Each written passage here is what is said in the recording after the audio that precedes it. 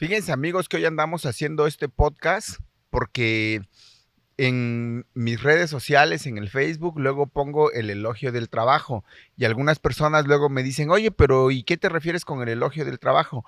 Pues a que tengo que darle pues continuidad a lo que he venido haciendo a lo largo de mi vida, que es trabajar. Me acuerdo mucho que cuando vivía en el hogar materno, desde muy niños nos enseñaron eso. Creo que mi primer trabajo fue ayudar a mi papá a limpiar su taller de carpintería, quitar las virutas, quitar el aserrín. Eso es lo primero que a la memoria me viene. Y siempre lo veía como un juego. Mi papá me decía, a ver, ponte a hacer esto. Y yo lo hacía con gusto porque era un juego, lo veía como un juego desde niño. Este, luego cuando fui a la primaria, caminaba yo mucho con mi abuelita, la mamá de mi mamá. Mi mamá tenía que hacerse cargo de nosotros, que éramos 6 hermanos, y mi abuelita, pues, quizá puedo presumir que era uno de sus nietos preferidos, y entonces a donde ella iba me llevaba, y ella también era muy trabajadora. En la casa, en mi hogar materno, este, me acuerdo que todos eran muy trabajadores, todos los adultos de la casa donde crecí. Es decir, no había domingos, o si había domingos, no se veía como como días de descanso. Mi familia trabajaba hasta los domingos, los sábados no se acababan a las 2 de la tarde, los sábados eran días de trabajo normal y mi familia trabajaba también los domingos. Pero me quedé en lo que caminaba con mi abuela materna. Y iba yo con mi abuela y un día conocimos a un matrimonio, a dos señores que eran, a una señora y a su señor que eran paleteros, vendían paletas de hielo. Íbamos mi abuelita, iba yo y también iba mi hermanita Liz. Mi hermana es la que sigue detrás de mí y ella es más chica que yo. Y entonces íbamos, pero nosotros cuando íbamos con mi abuelita, pues siempre andábamos casi jugando, siempre disfrutábamos andar con ella. Y entonces que conocemos a ese matrimonio y mi abuela que les dice si nos daban permiso de vender paletas de hielo y que nos ponemos mi hermana Liz y yo a vender paletas de hielo empujando un carrito de paletas. La verdad es que no me acuerdo muy bien cómo es que vendíamos las paletas si nosotros casi no sabíamos hacer cuentas porque éramos niños de primaria. Y entonces, pues nada más empujábamos el carrito 3 cuadras y ya íbamos diciendo a los vecinos si nos compraban paletas. Y así es como también trabajaba. Siempre nuestro trabajo lo vimos como algo, como un juego. Nos divertía andar con nuestra abuelita, nos divertía jugar con el aserrín en el taller de mi papá.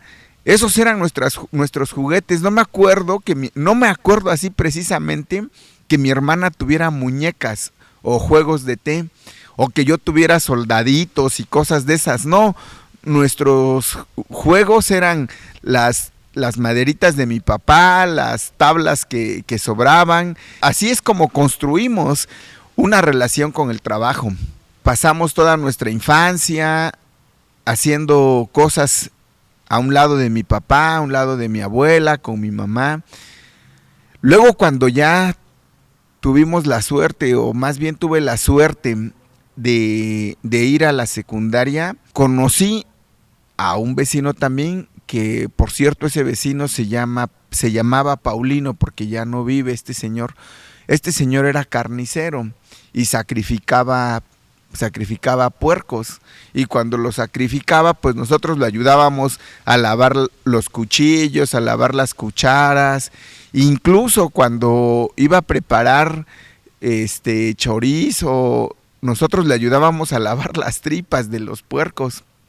Y así ayudábamos a este señor a lavar sus trastes y él nos enseñaba cómo eran las partes del puerco. Y entonces ya estábamos compenetrándonos también en lo que es el oficio de la carnicería. También andaba con mi hermana Liz, en donde me acuerdo que me separé de esta bonita amistad que siempre tuve con mi hermana, fue cuando fui a trabajar de mecánico en este periodo de la secundaria. Cuando fui a la secundaria, conocí a un señor que se llama, él sí vive, se llama Luis. Este señor es un maestro mecánico de carros de gasolina. Y yo iba a trabajar con él, ahí sí ya lo vi como un trabajo, ya no lo veía como un juego, porque además todo lo que tiene que ver con motores y con carros y maquinaria, la verdad es que siempre me ha llamado la atención desde niño, y en la adolescencia, pues cuando me dieron la oportunidad de conocer por dentro un motor de gasolina, pues yo me sentía bien contento con las llaves, con las tuercas, ahí trabajando, componiendo los frenos. Antes habían muchos frenos de tambor, hoy casi todos los frenos son de disco. El tipo de balata de antes era esa que es redondita y que tiene el tambor del disco de freno. Hoy ese sistema de frenos nada más se ve en algunas camionetas en la parte trasera. Por ejemplo, las Toyotas, la Hilux, la Tacoma tienen sus sistemas de frenos de tambor en la parte de atrás, y en la parte de adelante tienen frenos de disco. Y bueno, ya se han modernizado mucho los carros, pero también sabía hacer eso, y ese mecánico sabía bastante, el señor Luis.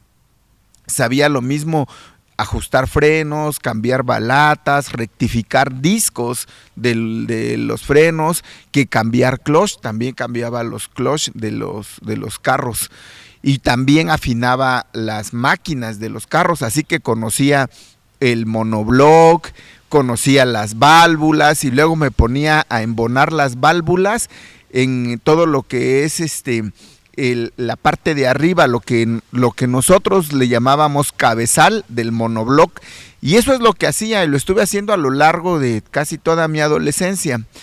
En donde cambió un poco mi forma de ver las cosas fue cuando entré a la preparatoria. Yo estudié en la preparatoria número 1 de la UAPJO. Ahí en esa preparatoria estaba muy politizada, y empecé a tener contacto por primeras veces con la política. Había varios grupos establecidos dentro de la universidad, y grupos políticos establecidos dentro de esa preparatoria, y también había varias perspectivas de la política de los jóvenes estudiantes, y a mí la verdad es que me gustó mucho la forma de hacer política de la izquierda.